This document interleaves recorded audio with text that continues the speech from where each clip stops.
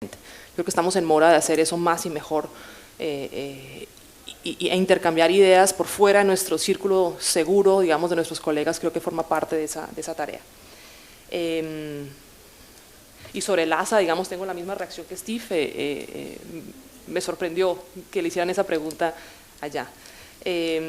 Sobre el tema del imperialismo, me parece fascinante la pregunta, y recuerdo una visita que hice a Cuba en el año 1994.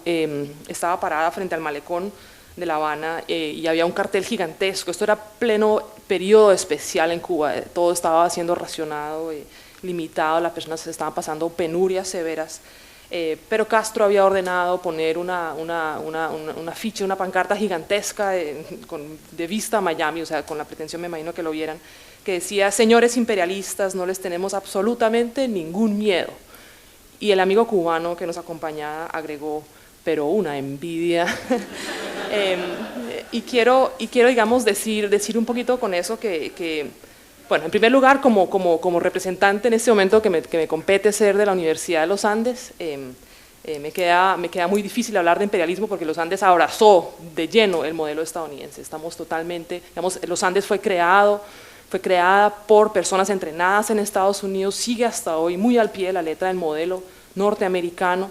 Lo hablábamos antes en términos de desprofesionalizar el pregrado, fomentar la investigación, atraer doctorados, tratar, digamos, orientarse hacia posgrados, es decir, trata de medir, o sea, esa es, digamos, la liga con la que trata de medirse los Andes, pero eso obviamente no es generalizable al resto de la academia colombiana, donde hay diferentes niveles, digamos, de relación con lo que es, en ese sentido, el imperialismo académico, si lo quieren llamar así.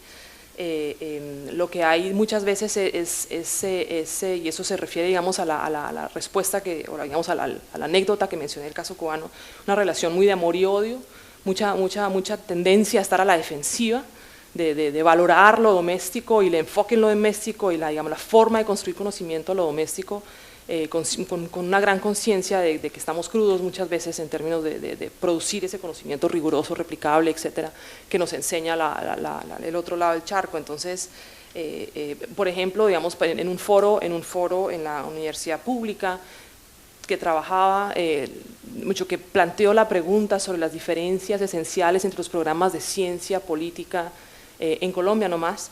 Los de los Andes fuimos acusados de ser técnicos y tecnólogos de la publicación, es decir, muy en línea con lo que Aníbal había planteado, en sentido de acusarnos, digamos, tener la mente puesta en publicar, preguntas respondibles, publicables, etcétera, metodológicamente rigurosas, pero con la implicación de que no estábamos realmente trabajando los grandes temas sociales, las grandes preguntas, y eso me lleva un poquito a lo que mencionaba Alberto. Entiendo y comparto la frustración, pero tiene todo que ver con qué nos imponemos en términos de estándares metodológicos. Es decir, obviamente, y creo que todos debemos darnos la licencia para hacerlo, debemos buscar que lo que producimos en micro sea relevante para lo macro. Creo que ahí se juega también la relevancia social de la ciencia política, y la rescato, insisto, como quien se preocupa por sociedades, y no veo esto en un vacío político, pero al mismo tiempo hay que aceptar que digamos que la certeza o la generalizabilidad de lo que se afirma se va diluyendo a medida que uno va ampliando la mirada, entonces unas por otras. Yo, para responder a algunas de las preguntas, yo quisiera empezar con una reflexión más general. Yo creo que muchas veces uno ve el famoso otro, de una manera mucho más unificada, centralizada y manipulador y amenazante como realmente es. Entonces, yo creo que muchas veces la mirada de la ciencia política norteamericana desde aquí el sur es ortodoxia, mesiánico, todo el mundo es rational choice, todo el mundo es estadístico y si no lo haces te van a matar. No es así, y no es así por una razón. No, a él le dieron tenure en Harvard, no es rational choice, no hace estadística. Entonces aquí ustedes ven el ejemplo que, ¿verdad? No es verdad que Estados Unidos... No, sabe mucha cosa, pero no es dogmático, no es mesiánico, es muy agradable. Entonces, pero lo que quiero decir es que la visión de la ciencia política norteamericana muchas veces es muy simplista, es muy plural en mi visión en términos teóricos, metodológicos, es muy cambiante. ¿Y por qué es esto? ¿Cuál es el principio más básico de la academia norteamericana? Es la innovación. Entonces, por algunos años la innovación es rational choice, y quieres ser el primero que hace rational choice en tu área, o el segundo, el tercero, el décimo, pero el 50th o el centésimo ya es muy aburrido. Entonces, cuando ya hay 50 o 70, tú vas a buscar otra cosa, que tú puedes ser el primero de hacer una teoría nueva, otra cosa. Y por eso nunca va a haber una hegemonía teórica o metodológica, porque cuando la hegemonía se establece, todo el mundo tiene incentivo de atacar. Así fue con la teoría de la modernización. Fue casi hegemónico. Todo el mundo, ahora tenemos muchas tesis para comprobar que no es verdad, y ¡buf! Después la teoría de la dependencia, mucho incentivo, rational choice, wow, cool. Por algunos años se expandió, después todo el mundo, pero en mi área no funciona porque hay emociones, hay limitaciones cognitivas, hay macroestructuras, hay cultura. Entonces, en este momento la ciencia política norteamericana es en una fase post-paradigmática. Los consensos son muy bajos y de sentido común. Sí, necesitamos preguntas claras, necesitamos respuestas claras, necesitamos alguna idea de cómo, de método, pero hay muchos métodos y muchas personas combinan métodos, como lo dije en mi exposición inicial, un modelito, una parte estadística, un estudio cualitativo. Y uno ve que también esta cosa de preguntas muy chicas, acotadas, por algunos años, y muchos todavía hacen este tipo de estudio, pero especialmente en los últimos 5 años.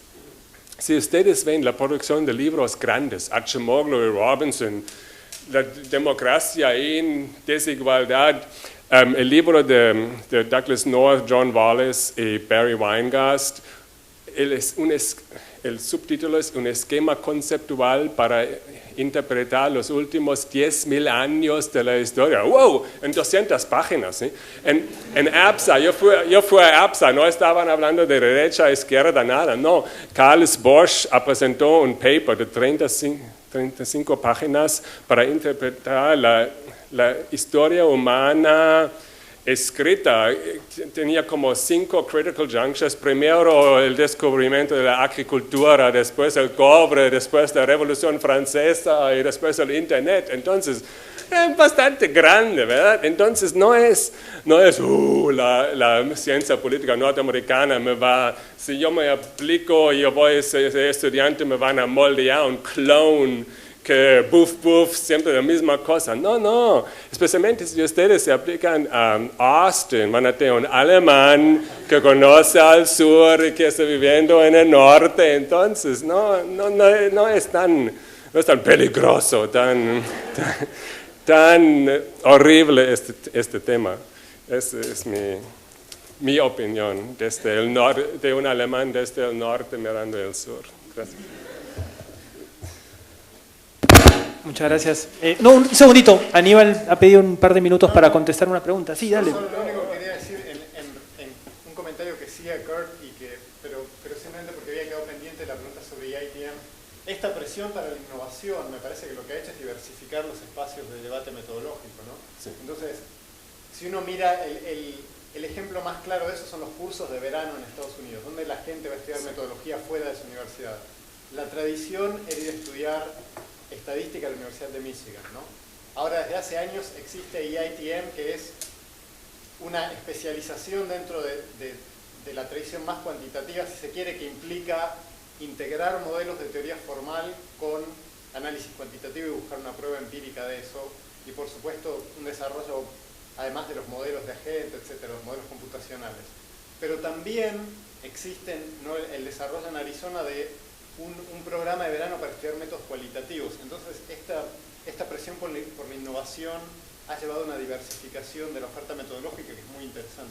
Y lo que tenemos que hacer es que coordinen, que uno pueda hacer primero Michigan,